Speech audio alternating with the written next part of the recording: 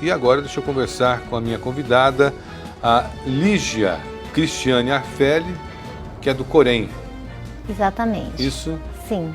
Você seria a vice-presidente, essa secretaria, conselheira secretária, seria o cargo de vice-presidente praticamente? Pode-se entender assim. Pode-se entender assim. Mas a nossa estrutura tem o presidente, conselheiro secretário e tesoureiro, né? Entendi. E um plenário de 18 enfermeiros. E como é que está o trabalho do Corém? Nosso trabalho esse último ano está bastante pesado e árduo, né? Porque a gente vem acompanhando aí a categoria na assistência nesses últimos 18 meses de pandemia. E a gente acompanha muito o campo do trabalho, né? Aonde esse profissional trabalha. E ele trabalha num local precário, né? Que tem condições precárias de trabalho. Poucos profissionais para atender a demanda. Então, o Corém tem esse objetivo de fiscalizar esses locais, de cobrar uma condição de trabalho adequada, de cobrar o dimensionamento, número de profissionais adequados para prestar uma qualidade de assistência de enfermagem adequada para aquele enfermo, né? Ou para aquela unidade de saúde, seja de emergência ou de uma terapia intensiva. Então, esse último ano a gente teve muita demanda nesse sentido. Hoje, quantos profissionais são necessários para uma UTI, por exemplo? A gente tem algumas resoluções. Para o cenário da pandemia, nós temos uma resolução específica, né? Que ela diz que para a terapia intensiva é necessário um enfermeiro para cada 8 a 10 leitos, né? E de 5 a 7 profissionais técnicos de enfermagem para 10 leitos. E hoje qual é esse número? Hoje está se aplicando esse número ou não? São poucas unidades que a gente consegue atender esse dimensionamento, infelizmente. Isso significa o quê? Significa que a gente ainda continua com um número insuficiente de profissionais de enfermagem para atender a demanda. O ideal é 1 para 8. No cenário de pandemia, exatamente. E hoje nós temos 1 para quantos? Para 10, para 12, a gente teve cenários bem piores. Aí no pico da pandemia a gente teve um déficit de profissional muito importante.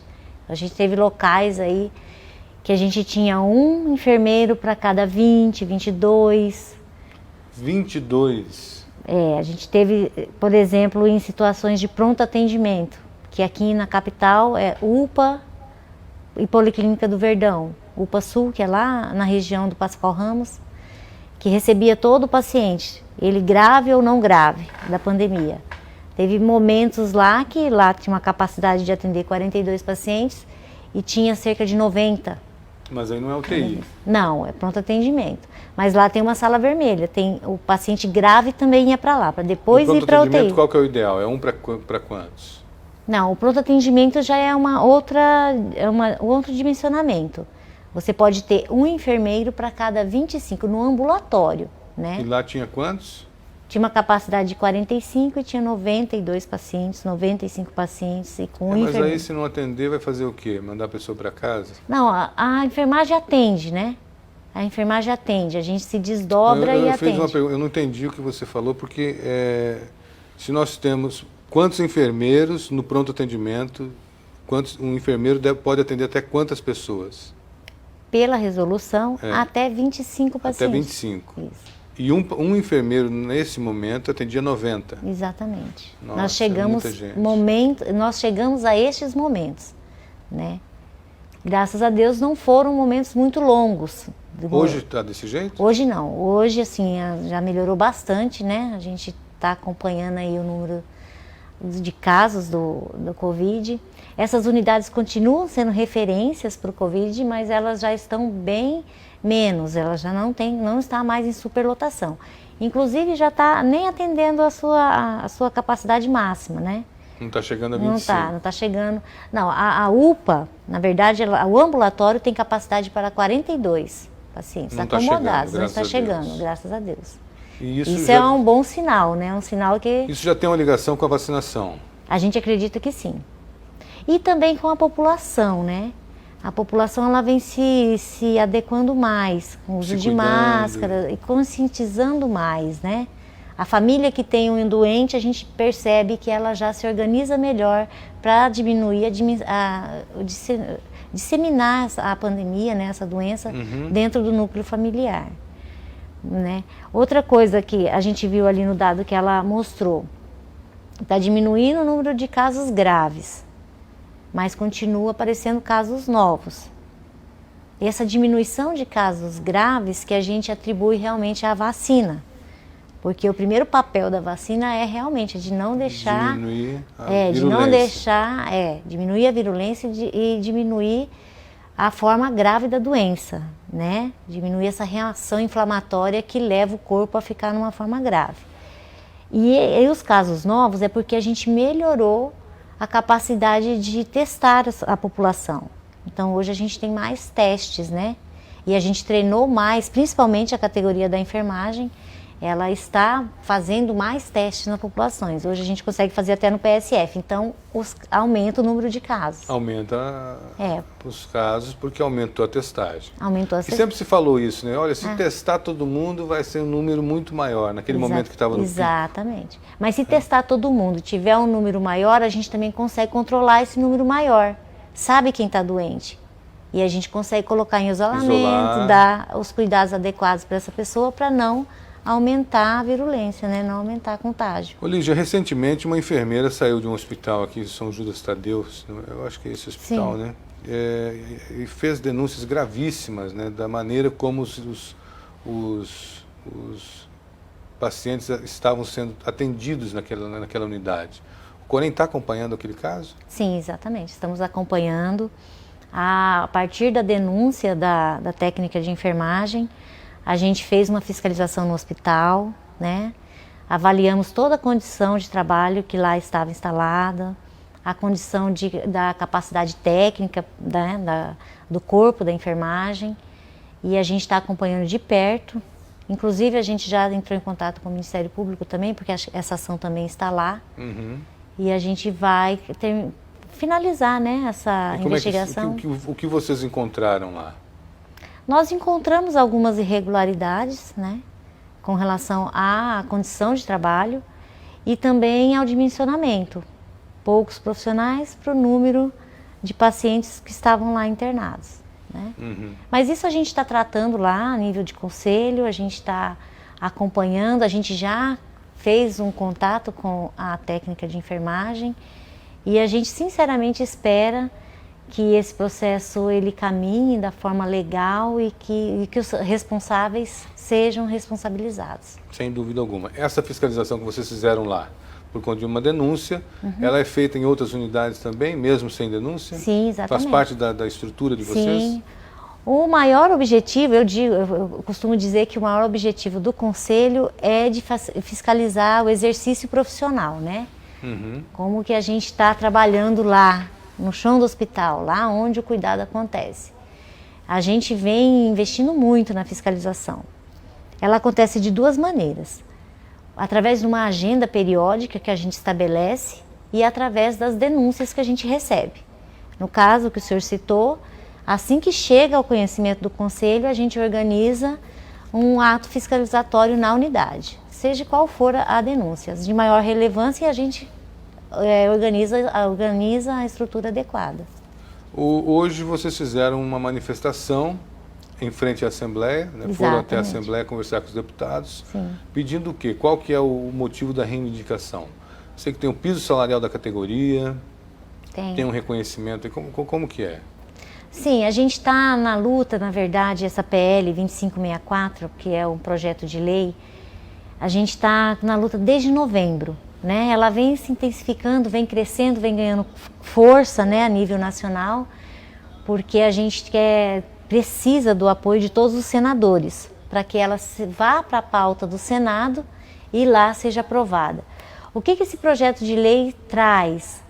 Ele traz o piso salarial para a categoria de enfermagem. Votos é muito grande, ó. São mais de 900 mil votos já. Exatamente. Isso é muito importante. Esse voto é da categoria de enfermagem, a população votando a favor, né? Cobrando dos nossos parlamentares a aprovação do projeto de lei. Que aprove. Lá está o piso salarial da categoria de enfermagem, um piso nacional, e a carga horária, né? Nós hoje somos a segunda maior categoria dos trabalhadores.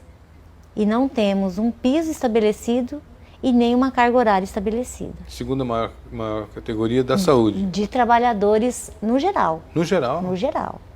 Da categoria da saúde, das 12 profissões da saúde, nós somos o primeiro, nós somos a maior categoria. Olha só. Exatamente. Hoje, no Mato Grosso, a gente representa 32.070 pessoas que são profissionais de enfermagem no Mato Grosso. Isso técnicos e enfermeiros? Técnicos, enfermeiros e auxiliares de enfermagem. Essa carga horária hoje de trabalho está em quantas horas?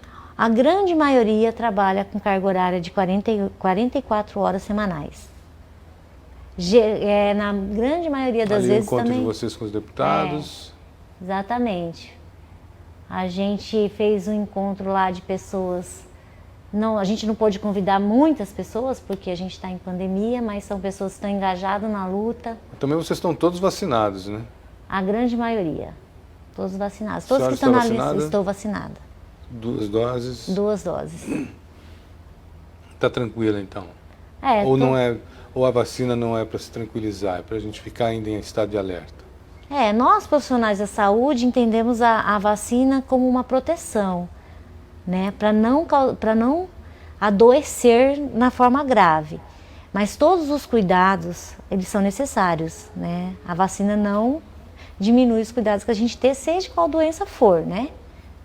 Mas no caso da Covid, a gente precisa manter a nossa padrão de higiene das mãos, né, com álcool em gel, água e sabão, o uso de máscaras e principalmente evitar aglomerações, né? Isso realmente diminui o contágio da doença. E a vacina ainda, a gente está vendo que ainda está muito longe para ter uma cobertura de 100%, né? Porque a eficiência da vacina é essa cobertura. Quanto mais cobertura tiver, maior número da população vacinada, aí assim a gente vai conseguir mesmo diminuir o contágio. Tem aquela pergunta tradicional, né? No dia que se comemora o Dia Internacional do Enfermeiro, temos mais a comemorar ou a lamentar? Como que a categoria hoje se posiciona nesses dois opostos aí? É uma pergunta, eu acho que de maneira geral, este ano a gente tem mais a lamentar. Vou explicar. A gente perdeu muitos profissionais no Brasil, profissionais de enfermagem. Foi a categoria que mais perdeu profissional para a pandemia. Em Cuiabá a gente perdeu 53, mas no país a gente já está chegando a 1.000 profissionais. E a gente sabe que a gente trabalha em condições precárias há muito tempo, mas com a pandemia piorou muito. Apesar dos nossos apelos, das nossas reivindicações, de toda maneira que a gente teve de demonstrar a importância do trabalho da enfermagem e o quão ele precisa de condições de trabalho, carga horária adequada, porque é um profissional que precisa ter uma saúde mental adequada para cuidar do outro, precisa ter conhecimento, e pouco a gente conseguiu. Esse ano foi exigido dessa profissão forças sobre-humanas. A gente teve que colocar em risco, inclusive, a nossa família, porque a gente tinha que trabalhar para cuidar de uma pessoa doente, mas a gente sabia que a gente podia deixar a nossa família doente, como aconteceu em vários núcleos familiares. Então é uma semana que será de bastante reflexão, né? E que chamar esse profissional para essa reflexão e para a luta também, né? Porque a gente precisa aproveitar esse momento que foi triste, mas a gente precisa também usar ele para a força, porque a gente precisa se unir para continuar a luta, porque quem ganha no final é o paciente, é a pessoa que está doente, é a população. Um profissional melhor qualificado, melhor remunerado, com uma dignidade profissional, vai oferecer um cuidado mais seguro e com maior qualidade. Agora, essa semana começa hoje, vai até dia 20, né, que você falou no início do programa, e dia 20 é comemorado o Dia do Técnico. A semana de enfermagem ela inicia no dia 12, que é o dia do enfermeiro, e finaliza no dia do técnico e auxiliar de enfermagem. Então, chama Semana Internacional da Enfermagem. Vocês vão fazer alguma coisa? Tem alguma coisa planejada? Palestras? Sim. Como é que está a programação? Sim, nós programamos uma atividade, né, nessa semana, que iniciou com esse ato na Assembleia. E a gente está fazendo a terceira semana integrada de enfermagem, que é uma semana integrada com a ABEM, que é a Associação da Enfermagem no Mato Grosso. A gente concentrou várias palestras e encontros. Esse é o Instagram do Corém? Exatamente. Ali tem toda a programação. Exatamente. Encontra lá a nossa programação completa. Serão palestras em torno da discussão da pandemia, da PL, das condições de trabalho, o que mudou, né, para esse profissional com a pandemia, né? O que ele teve que inovar para cuidar desse paciente. São palestras online? Palestras online, que serão transmitidas através do nosso Facebook e do Facebook da ABEM também. Facebook do Corém? Do Corém, Facebook do Corém e da ABEM. Da ABEM. Exatamente. Olha, eu quero agradecer a tua presença aqui, vou deixar um espaço aí para você falar com a sua categoria, certo? Mas agradecer e parabenizar vocês pelo trabalho, pela abnegação, por tudo que vocês têm feito aí mesmo, diante de todas as dificuldades. A enfermagem tem feito muito, né? Tem trabalhado de uma maneira heróica aí. Profissionais que de fato são muito amados hoje pela população.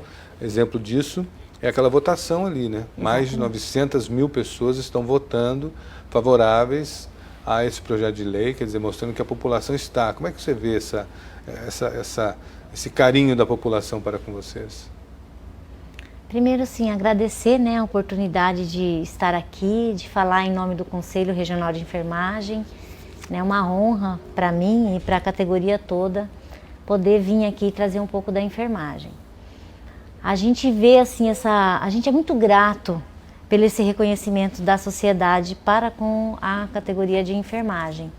A gente ganhou muita visibilidade com a pandemia e uma visibilidade com respeito. Sim. De respeito. Eu sou enfermeira há 20 anos e poder olhar para as pessoas, olhando para mim com respeito, por eu ser enfermeira, é uma coisa que eu experimentei agora, depois da pandemia. É um profissional meio invisível, né? Invisível, exatamente. Uhum. Então essa visibilidade, esse respeito que a gente sente da população é muito gratificante. Sabe, eu sou muito grata por isso. E reconhecer também que a população entendeu a nossa importância no contexto da preservação da saúde delas, sabe? Uhum. Porque se a gente for olhar para a enfermagem cuida do nascer ao morrer. Sim. Vai ter qualquer problema de saúde, vai ter um profissional enfermeiro lá cuidando. Que é quem cuida mesmo. Quem, né? Cuida de você. E ver a população reconhecendo isso é muito gratificante. Então, assim, eu e o Conselho, nós somos gratos, muito gratos por esse reconhecimento, mas a gente precisa ir além, que é buscar o reconhecimento dos nossos parlamentares. A gente precisa transformar isso em lei, para ter um pouco mais de dignidade no trabalho na enfermagem. No mais, eu gostaria sim de parabenizar todos os profissionais de enfermagem, porque eu acredito, assim como eu, é uma profissão altamente gratificante, que traz muito prazer em cuidar do outro, de desenvolver um trabalho que traz paz e felicidade para o próximo, né? Porque uma família sem doença é uma família feliz e a gente consegue fazer isso e é por isso que eu acho que a enfermagem é muito importante.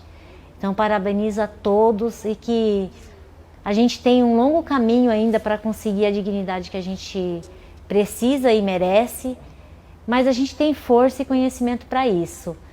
Precisamos só melhorar a nossa união, nosso discurso e seguir em frente, que a gente vai conseguir. Lígia Cristiane Arfelli, muito obrigado.